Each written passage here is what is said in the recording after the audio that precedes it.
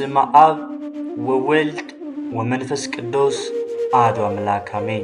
በክርስቶስ ክርስቲያን፣ በወልድ ወልደ እግዚአብሔር፣ በመንፈስ ቅዱስ መንፈሳውያን የተሰኛችሁ ያያሉ የልዑል እግዚአብሔር ቤተሰቦች የእናታችን የቅድስት ድንግል ማርያም የአስራት የበኩራት ልጆች በአገር ውስጥም በአገር ውጭም ያላችሁ እንኳን ለአርባዕቱ እንስሳ ዓመታዊ መታሰቢያ ክብረ በዓል እንዲሁም ለጻድቁ ለአቡነ ኪሮስ ወርሃዊ መታሰቢያ ክብረ በዓል በሰላም አደረሳችሁ። ሰብስክራይብ፣ ላይክ እንዲሁም ሼር በማድረግ አገልግሎታችን መንፈሳዊ ስለሆነ ልትከታተሉን ዘወትር በዚህ ሰዓት እንጋብዛለን። ከአርባዕቱ እንስሳ ከቅዱስ ጊዮርጊስ እንዲሁም በዚህች ዕለት ከሚከበሩ ወርሃዊና ዓመታዊ ክብረ በዓል ረድኤታቸው በረከታቸው በእኛ በመላው ሕዝበ ክርስቲያን ላይ ያድሩና ጸንቶ ይኑር አሜን። አንድ አምላክ በሚሆን በአብ በወልድ በመንፈስ ቅዱስ ስም ኅዳር 8 በዚች ቀን ሥጋ የሌላቸው የአርባዕቱ እንስሳ በዓላቸው ሆነ።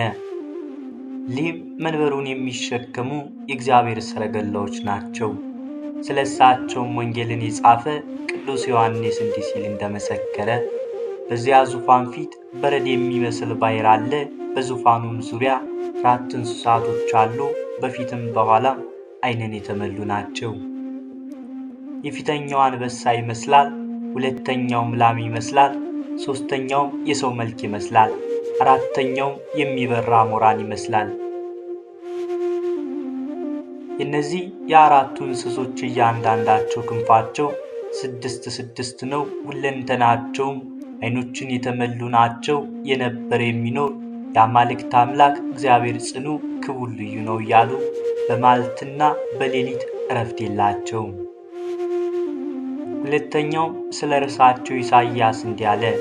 ከዚህም በኋላ ንጉሡ ዖዝያን በሞተ ጊዜ አሸናፊ እግዚአብሔርን ሰፊ በሆነና ከፍ ከፍ ባለ ዙፋኑ ላይ ተቀምጦ ብርሃኑን ቤቱን መልቶ ሱራፌልም በዙሪያው ቆመው አዩት።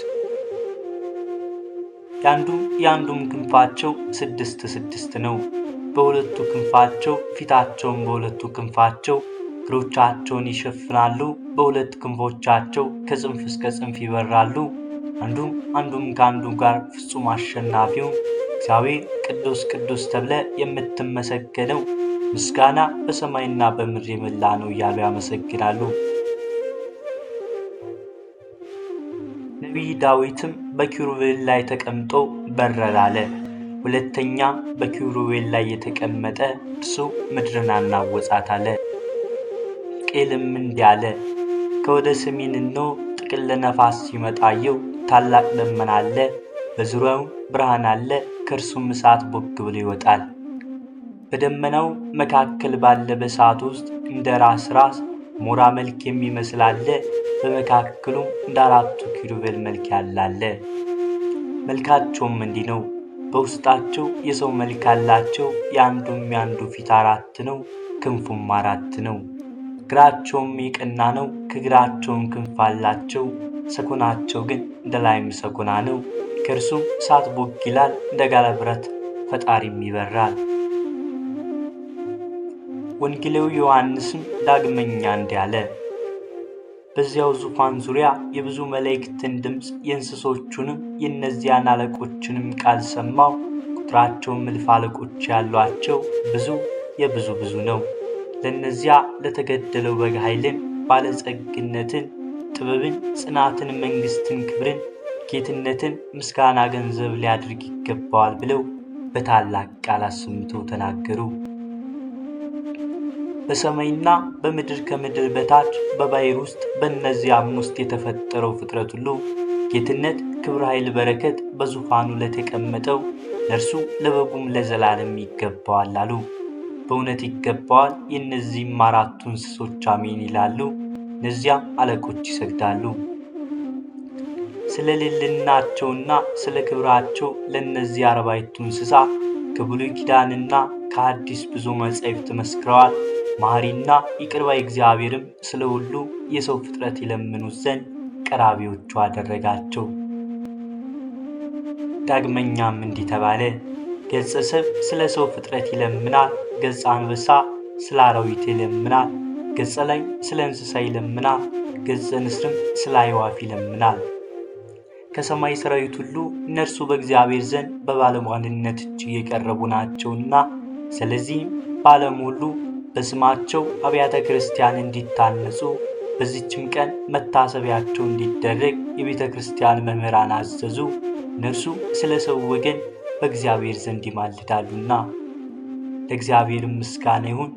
እኛም በቅዱሳን ኪሩቤል በሱራፌል አማላጅነት ይማረን፣ በረከታቸውም ከእኛ ጋር ትኑር ለዘላለሙ አሜን። በዚችም ቀን ከአለቆች ለአንዱ ለመላእክት አለቃ አፍኒን የበዓሉ መታሰቢያ ሆነ። ይህም ከሱራፌልና ከኪሩቤል ጋር የልዑል የጌትነቱን ዙፋን የሚጠብቅ ነው። ስለ እርሱም ሄኖክ እንዲህ አለ። ያንን ቤት ሱራፌልና አፍኒን ዙሪያውን እየዞሩ ይጠብቁታል። እነርሱም የልዑል የጌትነቱን ዙፋን ሲጠብቁ የማያንቀላፋ ናቸው። ለእግዚአብሔር ምስጋና ይሁን። ያንም በዚህ መልአክ አማላጅነት ይማረን፣ በረከቱም ከእኛ ጋር ትኑር ለዘላለሙ አሜን። በዚችም ቀን የአረማዊ መኮንን ልጅ የአባ ቅፍሮንያ አረፈ። ከዕለታትም በአንዲቱ ስሙ መርቆሪዎስ የሚባል መነኩስ ከአባ ጳቁሚስ ገዳም ወደ አገሩ መጣ። እርሱ ክርስቲያን እንደሚሆን በእርሱ ላይ ትንቢት ተናገረ። ከጥቂት ወራትም በኋላ ገዳማትን ሊያጠፋ ምርኮንም ሊማርክ ሰራዊቱን ሰብስቦ ወደ ግብፅ አገር ዘመተ። ወደ አባ ጳቁሚስም ገዳም በደረሰ ጊዜ በምኔቱ ወደ እርሱ ወጥቶ እኔ ነኝ አለው። ቅፍሮንያ ሰምቶ በአበምኔቱ ለብቻው አገልግሎ ሊያጠምቀውና የምንኩስናንም ልብስ እንዲያለብሰው ለምነው አበምኔቱም እሺ በጎ አለው።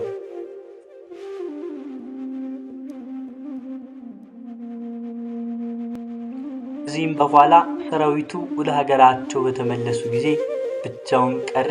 በዚያም ጊዜ የምንኩስና ልብስን ለበሰ። ተጋድሎውንም በመጾምና በመጸለይ ጀመረ። ሰይጣንም በእርሱ ላይ ቀንቶ ነገረ ሰሪ አስነሳበትና በመኳንንቱም ዘንድ ወነጀለው። እነርሱም ሀገራችን ያጠፋ የመኮንን ልጅ ከዚያ አለ ብለው ገዳሙን ከበቡ። እግዚአብሔርም ሰወረው። ባወጡትም ጊዜ ነገር ሰሪውን ገደሉት። ይህም ቅዱስ በገል ተጠምዶ ኖረ። በየ7 ቀን ይጾማል። ያለ መራራ አደንጓሬ አይመገብም። በዚያችም ወራት የምድር አውሬ እንስሶቻቸውን እየገደለ በገዳም ላይ ጥፋትን አደረሰ። አባ ቅፍሮንያስም ወደ እርሱ መጥቶ እንደ በግ ይዞ አሰረው። 10 ዓመትም ቆይቶ ሞተ። ቅዱስ ቆፍርያኖስም የእግዚአብሔር መልአክ እየመራው ወደ ኢየሩሳሌም ሄደ። በአንዲትም ቀን ደረሰ። በዚያችም ታላቅ ቀን ምስጢርን አየ። ከከበሩ ቦታዎችም ተባርኮ ወደ መኖሪያው ተመልሶ በሰላም አረፈ። ለእግዚአብሔር ምስጋና ይሁን፣ በረከቱም ከእኛ ጋር ትኑር ለዘላለሙ አሜን።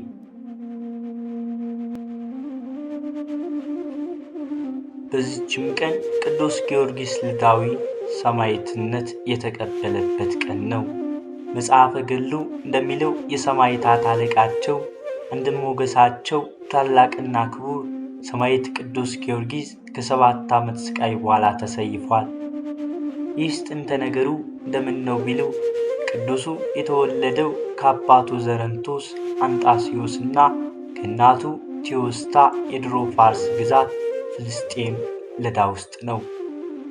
ኮከበ ፋርስ ኮከበ ልዳ እየተባለም ይጠራል።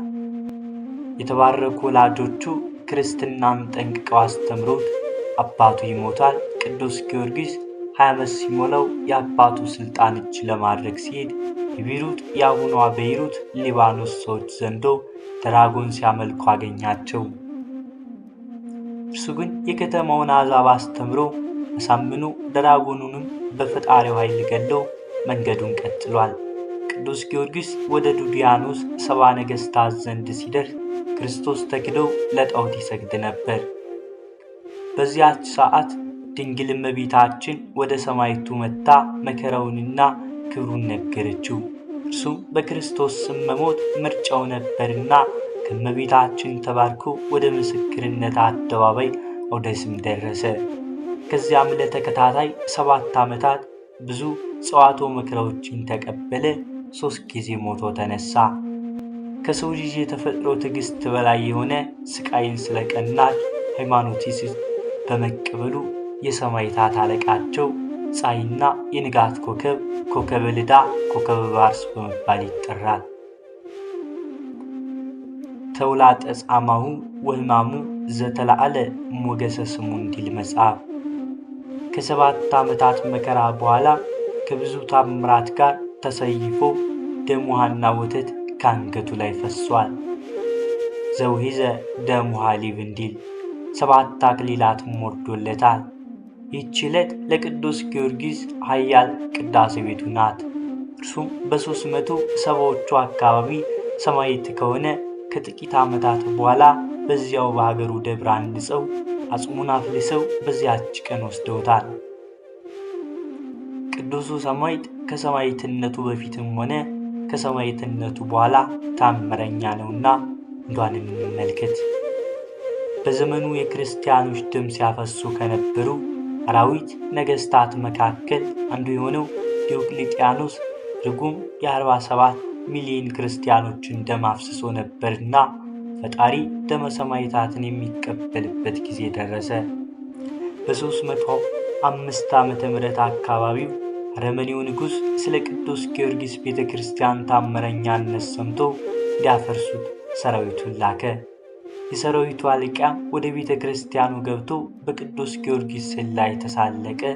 ከፊቱ የነበረውን ቀንዲል በሰይፍ እመታለሁ ሲል ግን ቀንዲሉ ተገልጦ ማላናቱን መታው። እንደ እብድ ሆኖም ሞተ። ሰራዊቱም ሰምቶ ወደ ንጉሡ ሸሸ። ይህንን ተአምር ሰምቶ የተበሳጨው ዲዮቅልጥያኖስ ግን ራሱ ሊያፈርሰው ሄደ። ከቤተ ክርስቲያኑ በር ላይ ሲደርስ ሚካኤልና ገብርኤል ዓይኑን አጠፉት።